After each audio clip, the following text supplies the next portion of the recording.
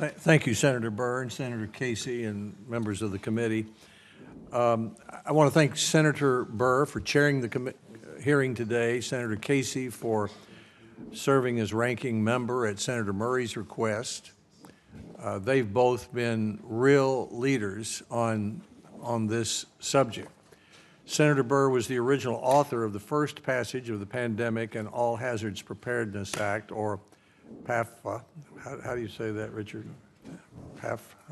I'll call it the All Hazards Preparedness Act. That makes it better for me. In 2006, the law helps protect us from the full range of public health threats, from natural disasters to bioterror attacks to the outbreaks of infectious disease. Then, in 2013, Senators Burr and Casey led the bipartisan authorization of the Pandemic and All Hazards Act. Many members of this committee contributed at that time, some of whom are still on the committee, including Senators Enzi and Bennett and Isaacson, Warren, Hatch, Roberts, and others. Now the bill needs to be reauthorized for a second time, and today's hearing is the second we have had this year. Last week, we heard from the administration on recommendations in advance of the reauthorization of the Act, including from the Assistant Secretary for Preparedness and Response, the Food and Drug Administrator, and the Centers for Disease Control and Prevention. In the middle of the flu season, it's critical that we reauthorize the Act before many of its provisions expire in September.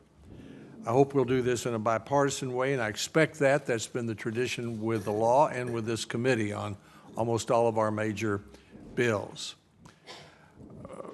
People are not as aware of the devastation of, for example, flu, and I mentioned the flu season. I believe the figures are between 12 and 50,000 Americans die of flu every year. And Dr. Collins has talked to us about the expediting of a universal flu vaccine, which he sees soon. Tennessee has seen heartbreaking stories already this winter as the flu spread across this state and this country. In our state, already in this season, a pregnant woman and 3 children in Tennessee have died of the flu. The Act provides a public health preparedness framework that enables us to be prepared and able to respond to public health threats by ensuring that we have enough medicines to protect Americans and to ensure our hospitals and state and local health departments are prepared to respond to public health emergencies. Thanks to all our witnesses for coming here today, especially Dr. Dreisner, who has come from Tennessee. Thank you, Senator Burr. Thanks, Chairman.